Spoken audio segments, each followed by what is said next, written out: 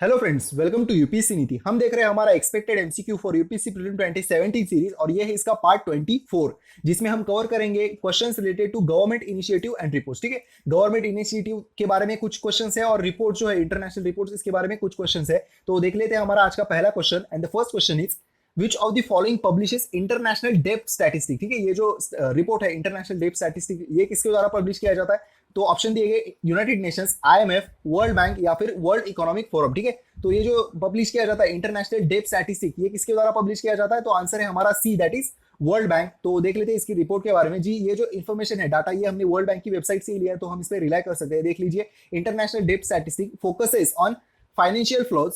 Next is trend in the external debt and other major financial indicator for developing and advanced economies. ठीक है, ये क्या क्या बातें देख लेता है। देखिए, फाइनेंशियल फ्लो कैसा है देश का, मतलब एक पूरी दुनिया में कैसे हर एक देशों का। Next is trend in the external डेप्ट एंड उसके साथ साथ अदर मेजर फाइनेंशियल इंडिकेटर, इस पे ये ध्यान देता है। और कौन कौन सी? तो डेवलपिंग और एडवांस जो इकोनॉमी है उनके बारे में।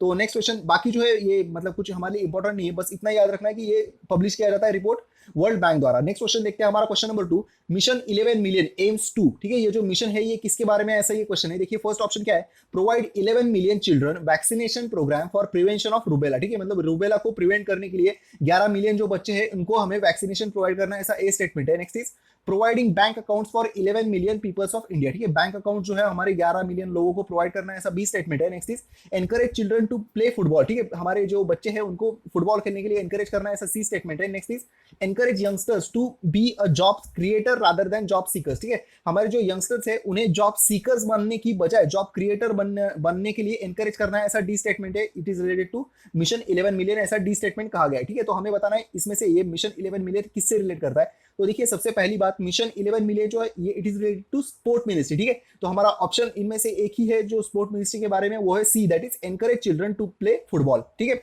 तो हमारा आंसर हो जाता है सी। इसके बारे में देख लेते हैं। Mission 11 million is the biggest school sport outreach programme. ठीक है, ये जो मिशन 11 मिलियन है ये फुटबॉल के बारे में, ये biggest school sport outreach program है and it was launch by sports ministry, जो कि हमने कहा स्पोर्ट मिनिस्टर जो है हमारे विजय गोयल सर, इन्होंने ये लॉन्च कर दिया था। It is first of its kind, ऐसा ये पहला प्रोग्राम है जो एनकरेज करेगा चिल्ड्रन को फुटबॉल खेलने के लिए। आप तो जानते हैं हमारे देश में जो है ना वो अक्सर मतलब क्रिकेट की लोग फैन है, लेकिन फुटबॉल जो है वो काइंड ऑफ हेल्दी भी गेम है। मतलब आप तो जानते हैं पूरे 90 मिनट्स कंटिन्यूअसली यहाँ पे भागना पड़ता है, लेकिन क्रिकेट में ऐसी बात नहीं होती। कुछ जो प्लेयर्स होते हैं उनको रेस्ट तो मिलती है, तो इसी वजह से ये हेल्दी प्रोग्राम है। तो इसी वजह से ये मतलब एक अच्छी हैबिट डेवलप करने के लिए, बच्चों में हेल्दी हैबिट डेवलप करने के लिए मिशन 11 मिलियन जो है वो फोकस करेगा बच्चों को फुटबॉल खिलाने के लिए। एंड इससे टीम स्पोर्ट्समैन स्पिरिट जो है वो भी बढ़ती है। Next is the approach is to work with the school principals and sport teacher to and encourage and incentivize them to make children play football games on regular basis। ठीक है, इसको encourage भी करते हैं ये और incentivize भी करना है। ठीक है, इस प्रोग्राम के तहत। नेक्स्ट इज जो हमारे मिनिस्टर है उन्होंने कहा कि प्रोजेक्ट्स लाइक खेलो इंडिया, ठीक है, प्रोजेक्ट है हमारा Khelo India, are helping towards the developing sport at the ground level while our top schemes and the Olympic task force looks to help our elite athletes to bring glory to the India and international arena. ठीक है, ये इसके बारे में मतलब जो हमें international अभी जो ओलंपिक बारे में जो अभी हमारी हालत है उसको इंप्रूव करने के लिए ये जो खेलो इंडिया वगैरह जो ये हमारी स्कीम्स है वो हेल्पफुल, मतलब ये प्रोग्राम जो है वो हेल्पफुल हो रहे हैं। और साथ ही साथ अगर आपको ये बात नहीं पता हो तो ये एक बार देख लीजिए, फीफा का अंडर 17 का जो वर्ल्ड कप है वो इस साल अक्टूबर में हमारे देश में होने वाला है। ठीक है, और जो अपनी फीफा की टीम है ना वो कुछ बहुत सालों बाद, 22 या कुछ सालों बाद ऐसा हुआ है कि टॉप 100 में आई है। ठीक है, तो एक अच्छी बात है हमारे लिए।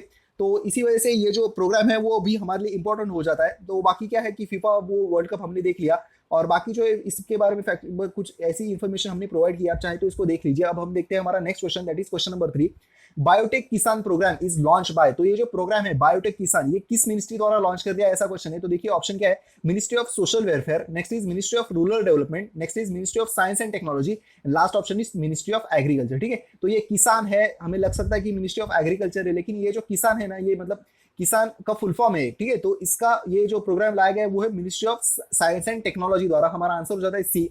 तो देखिए किसान का फुल फॉर्म क्या है, बायोटेक किसान, तो ये है कृषि इनोवेशन साइंस एप्लीकेशन नेटवर्क। ठीक है, तो ये प्रोग्राम जो है वो लाया गया है हमारी ministry, science and tech ministry द्वारा। और ये क्या है, तो सबसे पहले साइंस एंड टेक मिनिस्ट्री ने हमारे फार्मर्स को हेल्पफुल रहे होने के लिए दो प्रोग्राम जो है वो लाए, एक है बायोटेक किसान और दूसरा है कैटल जीनोमिक्स। ठीक है, बायोटेक किसान और कैटल जीनोमिक्स, ये दो प्रोग्राम जो है वो स्टार्ट कर दिया है किसके द्वारा? तो ministry of science and technology द्वारा। एंड इसके बारे में हम जो हमारा क्वेश्चन था बायोटेक किसान, इसके बारे में देख लेते हैं। ये किस बारे में? तो empowering small and women farmers with science implementation. ठीक है, आप तो जानते हैं कि हमारे देश में अभी भी जो खेती है वो हमारे पुराने जो तौर तरीके मतलब इसकी हेल्प से ज्यादातर की जाती है। लेकिन जो हमारे मतलब यंग जो किसान है वो देखते हैं कि अगर हम उसमें कुछ कर सके तो इन्हीं के मतलब ऐसे ही लोगों को हेल्प करने के लिए, और जो बाकी भी जो लोग मतलब अभी भी पीछे है उनको हेल्प करने के लिए ये बायोटेक किसान ये प्रोग्राम जो है वो साइंस एंड टेक मिनिस्ट्री द्वारा स्टार्ट कर दिया है। तो देखिए इसके बारे में, biotech Kisan is a new programme that empowers farmers specially women farmers, और इनको ये एम्पावर करेगा। Next is cash crops and horticultures can be major source of income. लेकिन होता क्या है कि हमारे यहाँ पे क्लाइमेट, बाकी डिसीज, साथ ही साथ मार्केट की कंडीशन, इनकी वजह से है ना मतलब अच्छे जो है आउटपुट्स हमारे फार्मर्स को मिलते नहीं है। तो जो फार्मर्स है ना वो मतलब साइंटिफिक टूल्स जो है वो अपनाने की फेवर में तो है, लेकिन होता ऐसे है कि ये बाकी जो हमने हमने अभी देखा ना क्लाइमेट, डिसीज वगैरह, इन चीजों की वजह से ये अपने आप को पीछे खींचते हैं। तो इसीलिए जो हमारा डिपार्टमेंट ऑफ बायोटेक्नोलॉजी है वो एक पार्टनर करेगा, और जो ये बातें जो है इनमें फार्मर्स की हेल्प करने के लिए ये बायोटेक किसान जो प्रोग्राम है वो चलाएगा। And the scheme is for the farmer, developed by with farmers, it empowers women and impacts locally, connects globally, and Pan India has the hub and spoke model and stimulates entrepreneurship and innovation in farmers। ठीक है, तो इसके बारे में ना मतलब ये कौन कौन सी बारे में फैक्ट जो है वो कवर करने वाला है, ये इसके बारे में यहाँ पे बताया। हम जो है इसको थोड़ा सा डिटेल में हमने इसके यहाँ पे इन्फॉर्मेशन प्रोवाइड कर ली है।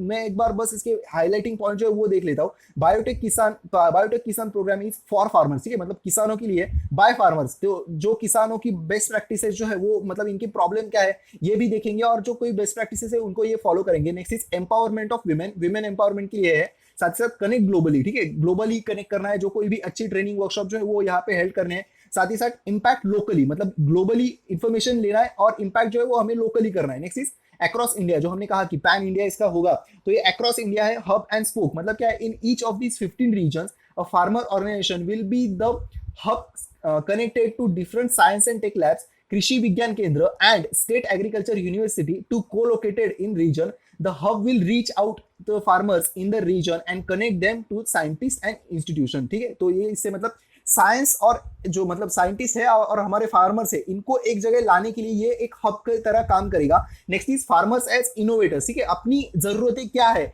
ये बताएंगे, सो दैट हमें इसमें इनोवेशन जो है वो हम ले सकेंगे, ऐसी ये बात है। Next is communicating best practices, जो हमने कहा कि बेस्ट प्रैक्टिसेस जो है वो उन्हें एक दूसरे रीजन में अपनी कैसी रिक्वायरमेंट है, ऐसी जो रिक्वायरमेंट बाकी जगह पे भी कहीं होंगी, तो अपनी बेस्ट प्रैक्टिसेस जो है वो उनके साथ शेयर करना है, सो दैट हमारे साथ साथ बाकी जो रीजन है वो भी डेवलप कर सके। ठीक है, तो ये था हमारा बायोटेक किसान प्रोजेक्ट के बारे में। अब देखते हैं हमारा नेक्स्ट क्वेश्चन। आप चाहे तो ये जो है ना इसको एक बार अच्छे से पढ़ लीजिए, हमने इसमें डिटेल इन्फॉर्मेशन जो है वो इसके बारे में प्रोवाइड की है।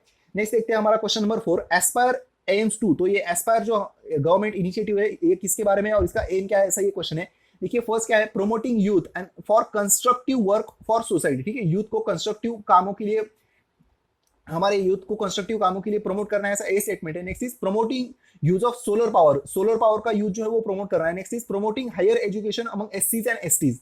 ठीक है, ये जो हमारे शेड्यूल कास्ट और शेड्यूल ट्राइब्स हैं इनमें हायर एजुकेशन को प्रमोट करने के लिए है ये एस्पायर, ऐसा सी स्टेटमेंट है। Next is promoting startups. ठीक है, तो ये जो एस्पायर जो है गवर्नमेंट इनिशिएटिव है, it is about promoting startups. तो हमारा आंसर हो जाता है डी। तो देख लेते हैं इसके बारे में भी। एस्पायर का सबसे पहले फुल फॉर्म देख लीजिए, a scheme for promotion of innovation, rural industry and entrepreneurship. ठीक है, ये इसके बारे में है। और ASPIRE has been launch with a objective to set up network technology centres. ठीक है, सबसे पहले नेटवर्क टेक्नोलॉजी सेंटर, जो हमने कहा कि इनोवेशन के बारे में, तो इसके लिए network technology centre, incubation centre. और ये किस बारे में, किस लिए? To accelerate entrepreneurship and also to promote startups for innovation and entrepreneurship in rural and agriculture based industry. ठीक है, रूरल और एग्रीकल्चर बेस्ड इंडस्ट्री में, और इसके लिए 210 करोड़ इतना जो फंड है वो आवंटित कर दिया गया है। ठीक है, नेक्स्ट क्वेश्चन देखते हैं हमारा आज का last question. Consider the following statement regarding World Happiness Report and which of the statement given above are correct. ठीक है, तो वर्ल्ड हैप्पीनेस रिपोर्ट जो है इसके बारे में कौन सी स्टेटमेंट करेक्ट है ये हमें बताना है। देखिए फर्स्ट क्या है, India ranks 122nd in the world Happiness report. ठीक है, हमारा रैंक क्या था, तो 122nd है, ऐसा फर्स्ट स्टेटमेंट है। Next is Norway is at first position and Burundi is at last position. ठीक है, तो पहले और आखिरी में कौन से है ये बताया गया है। Next is this report is release by UN sustainable development solution network. तो ये जो रिपोर्ट है वर्ल्ड हैप्पीनेस रिपोर्ट, ये पब्लिश किया जाता है United nation sustainable development solution network, इसके द्वारा ऐसा थर्ड स्टेटमेंट है और हमें बताना इनमें से कौन से करेक्ट है। ठीक है, तो इसका देखिए, इसके फर्स्ट जो है ये बात सही है कि हमारा रैंक जो है वो 122 है, तो मतलब ये फर्स्ट स्टेटमेंट से, ये साथ ही साथ सेकंड स्टेटमेंट जो ये बात भी सही कि हमारा नॉर्वे जो है यहाँ पे फर्स्ट पोजीशन में, इसने आई थिंक ये पिछले साल 5th पोजीशन पे था और इस साल जो है वो अभी फर्स्ट पोजीशन पे आ गया है, और ये जो बुरुंडी है वो अभी लास्ट पोजीशन में, मतलब सेकंड स्टेटमेंट जो ये भी सही है। और इसका थर्ड स्टेटमेंट जो है कि ये रिपोर्ट पब्लिश किया जाता है UN sustainable development solution network द्वारा, तो ये बात भी सही है। और ये रिसेंटली रिपोर्ट जो है वो पब्लिश कर दिया गया है, तो हो सकता है यूपीएससी, मतलब आप तो देखते हैं लगभग हर साल यूपीएससी 1 या 2 रिपोर्ट पे क्वेश्चन पूछता है, तो इसी वजह से ये इंपॉर्टेंट हो जाता है हमारे लिए। तो ये जो 3 है ये भी करेक्ट है, तो हमारा आंसर हो जाता है D, that is all correct. तो देख लेते हैं इसके बारे में। इंडिया जो है जैसे कि हमने कहा 122 नंबर पे है, लेकिन हमारे जो हमारा सार्क नेशन है ना, इसमें भी हमारी रैंक जो है वो बहुत ही खराब है, मतलब सिर्फ अफगानिस्तान जो है वो हमसे पीछे है, बाकी पाकिस्तान, नेपाल, श्रीलंका सभी जो है वो हमसे आगे है। तो ये एक मतलब अच्छी बात नहीं है हमारे लिए। हैप्पीनेस देखिए क्यों, मतलब हैप्पीनेस रिपोर्ट में हम पीछे पता नहीं। नेक्स्ट चीज, मतलब पाकिस्तान से भी पीछे, पाकिस्तान में तो मतलब एक अटैक वगैरह ये बातें, मतलब हमारे यहाँ पे हमारी कंडीशन काफी अच्छी है ऐसी बात नहीं, लेकिन फिर भी मैं ऐसे इंडिया पाकिस्तान के रिलेशन के बारे में कुछ कहना नहीं चाहूंगा यहाँ पे, लेकिन फिर भी हमारा रैंक जो है वो बहुत पीछे है। India rank at 122 out of 155 countries, और ये हमारी जो पहले रैंक थी पिछले साल वो थी 118, उससे भी अभी खराब हो चुका है। और बाकी जैसे कि हमने कहा सार्क नेशन से बारे में भी हम पीछे, एक्सेप्ट अफगानिस्तान जो 141 नंबर पे है। और बाकी जो है हमारे सार्क नेशन, इसके बारे में यहाँ पे हमने इन्फॉर्मेशन प्रोवाइड की है। पाकिस्तान 80 पोजीशन पे, नेपाल 99, भूटान 97, बांग्लादेश 110, श्रीलंका 120। ठीक है, मालदीव जो है वो इसमें इसके बारे में इंक्लूड कर दिया नहीं गया है। जो नॉर्वे था वो पिछले साल से 4 पोजीशन ऊपर आ चुका है, और बाकी भी कौन कौन से ऊपर है वो हमने यहाँ पे बता दिया है। ठीक है, तो ये थे हमारे आज के क्वेश्चन, आई होप आपको अच्छे लगे होंगे जी। देखिए मैंने आपके मतलब पार्ट 23 में भी कहा है, पार्ट 24 में एक रिपीट कर देता हूँ, जो आप हमारी जो वीडियो है एक्सपेक्टेड सीरीज, उसको हो सके तो एक बार और रिवाइज कर लीजिए। साथ ही साथ जो हमने बाकी जो हमारी डेली एमसीक्यूज की सीरीज ऐड कर दी थी, उसके जो मंथली और वीकली जो वीडियो है ना, वो आपको हो सके तो देख लीजिए, क्योंकि उसमें है ना लगभग हमने 2 या 3 2.5 घंटे में जो कुछ महीने भर के करंट अफेयर्स है वो कवर कर लिए। ठीक है, तो फरवरी, मार्च एंड अप्रैल, इन तीनों महीनों के जो करंट अफेयर्स है वो आपके डेली एमसीक्यू की मदद से हो जाएंगे। और बाकी जो हमारे यूपीएससी के लिए इंपॉर्टेंट जो साल भर के क्वेश्चन है वो हमारे एक्सपेक्टेड की सीरीज से कंप्लीट हो जाएंगे। ठीक है, मतलब कुछ लोग जो है वो दोनों वीडियो को नहीं देखते, इस वजह से मैं दोनों के बारे में बता रहा हूँ। ठीक है, तो देखिए और बताइए कि ये सीरीज आपको कैसी लग रही है। और जो हमने कहा ना कि ये अभी रिपोर्ट जो है, हम जानते हैं कि आप में से अभी हमें रिक्वेस्ट आने वाली, आप मतलब कुछ लोग जो है वो कहेंगे कि रिपोर्ट के बारे में, हाँ हम वो वीडियो जो है ना वो बना ही रहे, लेकिन वो जो वीडियो होगा वो क्वेश्चन एंड आंसर फॉर्मेट में नहीं होगा, उसमें सिर्फ जो है वो फैक्चुअल मतलब डिटेल जो है वही दी जाएगी। और वो भी वीडियो जो है रिपोर्ट के बारे में वो एक लगभग हफ्ते भर में, मतलब इस हफ्ते भर में हम पब्लिश कर देंगे। ठीक है, thank you so much and have a happy wonderful day ahead, keep studying and all the best.